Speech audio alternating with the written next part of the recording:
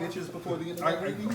And here we are again with a guy named Kim. What's going on, guys? Pegasus from the Wise Guys. I'm here with this gentleman. What's your name, sir? Timothy. Don't know by now. Buster Blader Rokov. Buster Blader Rokov. Called out by Bruce Buffer and all. I got you. Well, we're here for, a deck profile of some sort. This is a current Despia build. You can play this today. Okay.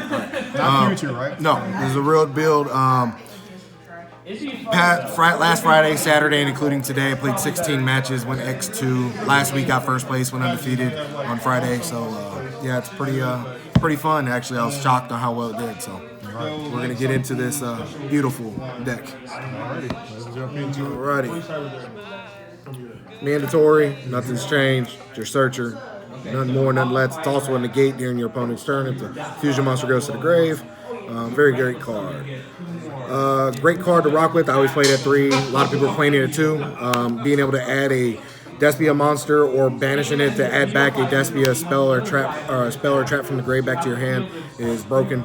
So, 1 Dramaturge, monster negate, free 3,000 body. Glare, my bad. Then we got the one in Libium. And the other build, I'm probably going to cut Dramaturge and make 2 of these. He's more beneficial in that build. But being able to bring back a Despia monster from the graveyard to banish, or a level 8 or higher fusion monster from the graveyard to banish is very beneficial. 2 Fallen Albazes still. Broken Super Poly on legs. Your 3rd Fallen Albaz, which is, again, your Super Poly. I put it in only because I don't really care about the effect of being able to bring out Fallen Out. The fact that it's mandatory effect to bring it back to my hand if a fusion monster went to the graveyard that turn, regardless if this was in the graveyard when it happened, is very beneficial. She's light, so she works with fusion material. She's great for a discard, whatever you need. She's actually pretty beneficial. But I don't play her in the other build just because you don't need to. So for the rest, we do rock the Shaddolls with this. So 1 Windy, 1 Aerial, 1 Schemata, double Beast. I don't like Dragon because I always open up with it going first. I hate the card. No Hedgehog just because I rather result Beast more than Hedgehog. And then just draw a card and grab another doll. I got you. Then we rock the Dogmatika package. Still 1 Ecclesia, 1 Maximus, 1 Fleur. We know what they do. No explanation needed on them. Hand traps.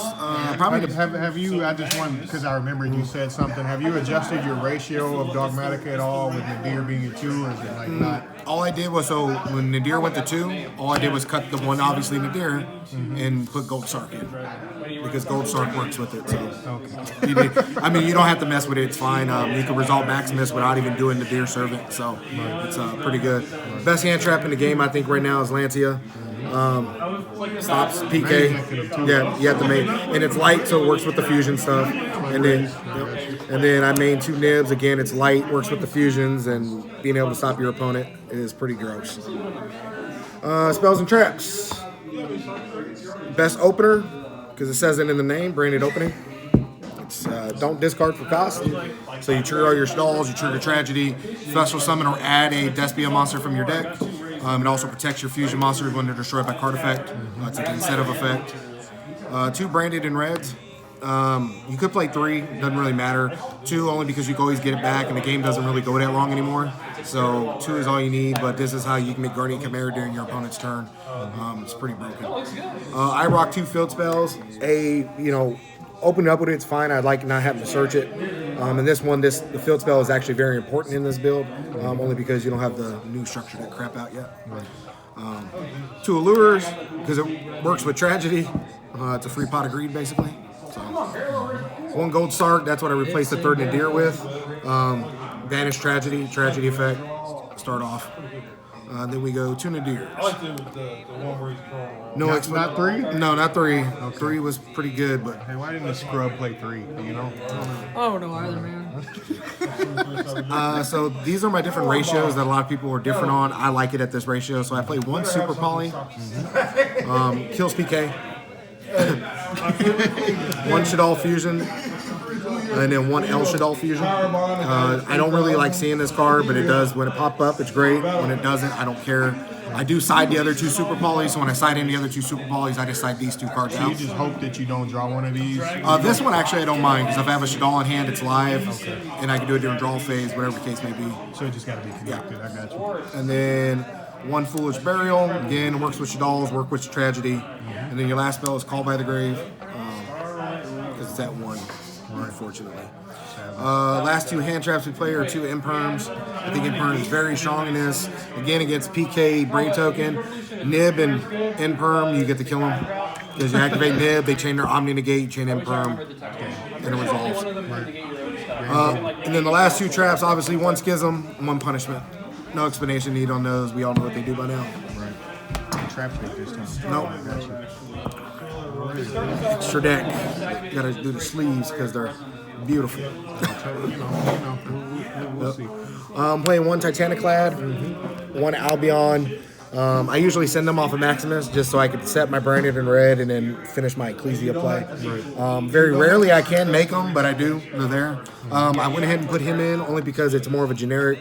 If they pop Cortez or if I have to use the new Ecclesia, I have a more guaranteed super poly target with him just because he requires lights. He requires a monster with 2,000 or more attack. The other one requires level 8. This one's just any effect monster special summon this turn. So just being able to super poly your opponent's fun. His other effect is during your turn, you can move him to another zone and blow up all face-up cards in that column. So Take out everybody in the zone. 2 Masquerades. Awesome. Burn your opponent to death. Pay 600. Pay 600 and pay 600. Pay 600. 1 Cortez. Broken. Love him. Makes all level 8 or higher fusion monsters other than him. Every other monster will go to 0 attack for the turn. And then if he gets destroyed by battle card effect from your opponent, trigger effect when it hits the grave, special summon Fallen Albaz or a Despia monster. Nice. Clean, too. 1 Proskinion, only because he can OTK your opponent. I heard he's a real pain in the ass. He is. Being able to steal opponents, monsters out of your opponent's graveyard and then burning them for either their original attack or defense when you beat over them. It's just broken.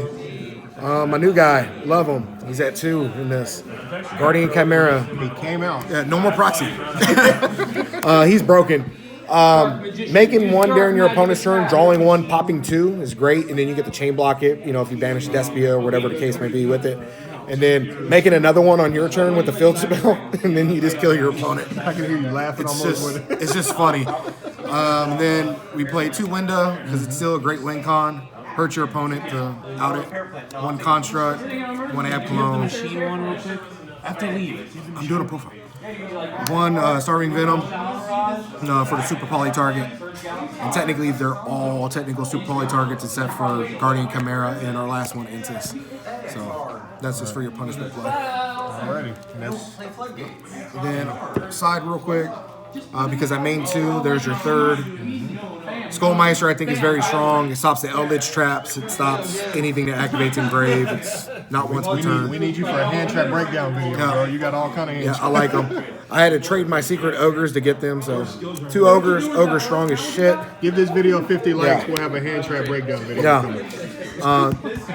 They're just good. Our other 2 super polys, like I said, I'll side out the Shaddoll fusion stuff, the 2 Shaddoll fusions to side these in if this is more beneficial for me. Yeet your whole board. I got you. 1 Harpy's Feather Duster, 2 Lightning Storms, which is technically 2 more Harpy's Feather Dusters. Must be nice to know Imperial Order, you know. No, yeah. 2 Regekis, which is technically with these, 4 Regekis. Baits out negates, I like it. Just clear your nuke your opponent's board. Opening up with these 2. I believe the correct pronunciation is Rajakai, sir. So I'm just making sure that you understand. Oh, yeah. Going Lightning Storm. This guy. Going Lightning Storm against your opponent, and then they negate it, and then you go cool Regeki, and then they just cry. And then technically 3 more Lightning Storms or Regekis. I've heard this is nuts right now. It is, especially against PK, because you go if you're able to stop them, and then you go cool evenly, and they still have their token, they have to keep the token, so they banish everything else. Long story short, this guy's a bum. Yeah. Long story short, Yep. Tim is a bum. That's it. Send all hate mail. Send all hate mail. To this bum. Structure deck comes out in April. Can't wait. All right, Tim. Well, appreciate it. YG, baby. Yes, good.